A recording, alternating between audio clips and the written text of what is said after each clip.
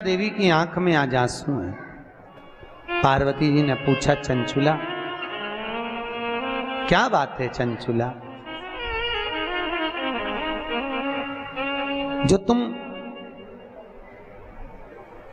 चंचुला देवी, आखिर बात क्या है जो तुम्हारी आंखों में आंसू है?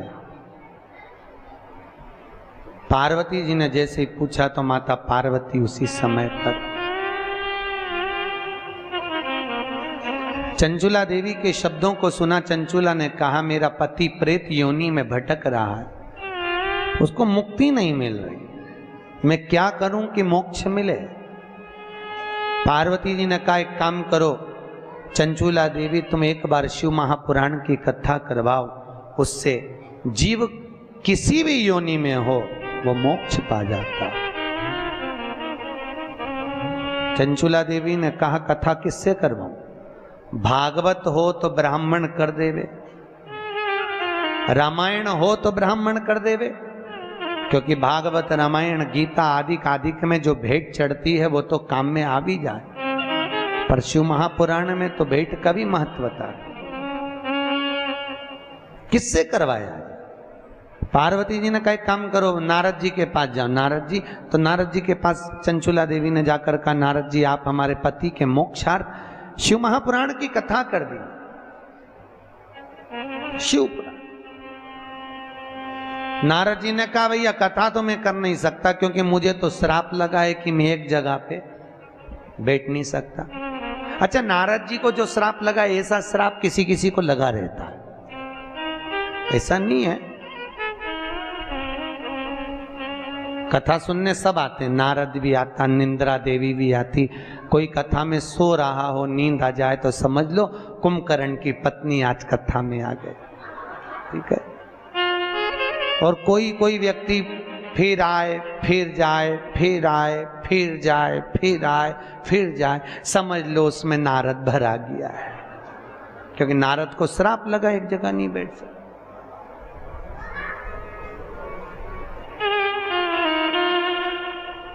अब नारद जी बोले, कथा में नहीं कह सकता, मेरे को श्राप है, मैं एक जगह पर नहीं बैठ सकता, तो फिर कथा कौन कहेगा? नारद जी ने बोला, मेरा जो मित्र है तुमरुका, क्या नाम है? तुमरुका, वो कहे। तुमरुका जी को देखा है? आपके क्षेत्र में शंकर जी के मंदिर जो होते हैं बड़े बड़े साउथ के, उसमें भगवान के मंदिर में दो मूर्तियां दरवाजे पे मिलती है। एक नारद जी बीणा लेकर खड़े हैं और एक घोड़े का मुंह लगा है और गले में बीणा पड़ी हुई है, करताल रखा है। देखा है ऐसी मूर्ति का दर्शन करा? तो जो इधर खड़े हैं वो नारद जी हैं, जो घोड़े का मुख लगा है और बीणा हाथ में है वो तुमरुका जी, वो नारद जी के मित्र तुमरुका। शास्त्र कहता है, जिस नारी का गर्भ ठहरने के बाद 2-3 महीने में वापिस अबॉर्शन हो जाता हो, वापिस बार बार बच्चे गिर जाते हैं और बच्चा पूरा नहीं होता हो, उस नारी को उसकी आकृति के बराबर का जो लच्छा होता है, हाथ में बांधते हो नाड़ा, वो लच्छा नाप लेना चाहिए और नारियल के ऊपर, श्रीफल के ऊपर उसको लपेटना चाहिए। जो नारी का गर्भ ठहर रहा है, गर्भ गिर रहा है, उस नारी का नाम और गोत्र बोलकर लच्छे को लपेट लो। शंकर जी के मंदिर में तुमरुका जी का नाम लेकर वो श्रीफल रख कर आ जाइए, फिर नारी का गर्भ कभी नहीं गिरता, बच्चा स्वस्थ पैदा होता है, स्वस्थ जन्म ले। तुमरुका जी के नाम का इतना प्रमाण होता है। जो बच्चा रात में गंदगी करता हो, सूसू कर देता हो, बच्चे को सुध नहीं रहती हो, माइंड से बच्चा विकलांग हो, पढ़ने में चित्त नहीं लगता हो, विद्या में कमजोर हो, तो शंकर जी के शिवलिंग के पास में जाकर उस बच्चे का नाम लेकर शिव जी के शिवलिंग पर चंदन से ओम बना दो, उस बच्चे का नाम लेकर, और तुमरुका जी का नाम लेकर ओम बनाने के तुरंत बाद जल चढ़ा दीजिए। वो बच्चा रात में गंदगी करना, सुसु करना बंद कर देता है। तुमरुका जी का, तुमरुका जी के नाम का इतना प्रमाण है। तुमरुका क्या नाम है? चम के बोलो, तुमरुका, तुमरुका। तो मुरुका जी ने कहा चंचुला देवी कथा तो कह दूं मैं, मना नहीं है, पर एक बात बताओ कथा का यजमान कौन बनेगा? चंचुला देवी ने कहा मैं बनूंगी। नहीं नहीं, अगर शिव महापुराण का यजमान कोई बने तो पति और पत्नी बैठकर अगर कथा का रसपान करें तो मैं कथा कहूं। इतने में चंचुला देवी तो आंख में आंसू भर दी, मैं बेधव्य में कैसे जजमान बनूं? अब जजमान कौन बनेगा? जजमान किसको बनाया जाए? बड़ी आंख में रोती हुई आई पार्वती ने कहा चिंता क्यों करती है, शिव की कथा है, शंकर जी से विनती कर। शंकर जी से विनती करी।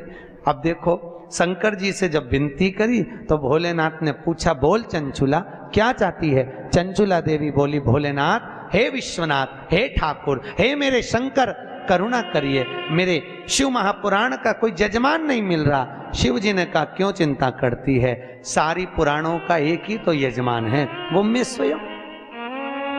देखो भागवत का यजमान है राजा परीक्षित, ठीक है, एक मनुष्य।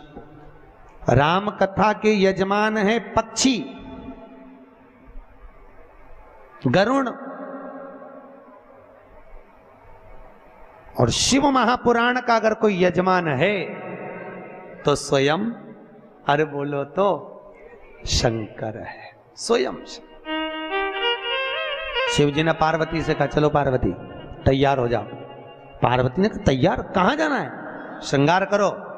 पार्वती जी बोली मैं ये फूलों का श्रृंगार करती हूं, मेरे को कौन सा श्रृंगार करना है, ये फूल छोड़, आज तो दूसरा श्रृंगार कर। पार्वती दूसरा श्रृंगार करने गई, भोलेनाथ जी भी सजने गए। पार्वती और शिव को श्रृंगार में सजने में सजकर जब आए 16 दिन लग गए। कितने दिन? 16 दिन तक शंकर पार्वती तैयार हुए, और जैसे ही आए नारद जी ने और चंचुला देवी ने जब दर्शन करा आंख थकित रह गई। आज भोलेनाथ जी का वो स्वरूप ही नहीं था। शिव जी ईश्वर जी गणा बन गए और माता पार्वती गौर बन गई। आज भी 16 दिन की गणगौर हमारे मारवाड़ियों में पूजी जाती है, आज भी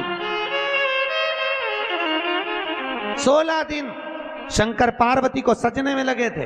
कितने दिन? 16 दिन। इसलिए गणगौर कितने दिन की? हमारे बच्चे पूछते हैं मम्मी ये दोनों कौन है, आखिर है कौन? माँ कहती है बेटा ये शंकर ये पार्वती। तो बच्चे पूछते मम्मी शंकर जी तो जटा वाले, फिर इनने फेटा मेटा क्यों बांधा? इतनी माला माला जरी का कपड़ा, इतने जोरदार, ये कैसे बन गए? और माता पार्वती तो फूलों का श्रृंगार करती है, फिर सोना चांदी हीरा पन्ना क्यों पहना? तो माता पार्वती जब कथा सुनने के लिए गई थी तो 16 दिन तैयार हुई थी। शंकर जी 16 दिन तैयार हुए। भगवान शिव ने जो 16 दिन श्रृंगार करा वो पुरुषों का 16 संस्कार हुआ, और माता पार्वती ने जो 16 दिन श्रृंगार करा वो नारी का 16 श्रृंगार हुआ। 16। ईश्वर जी और गोरा जी यहाँ पूछते हैं गणगौर करते हैं कि नहीं करते? करते हैं।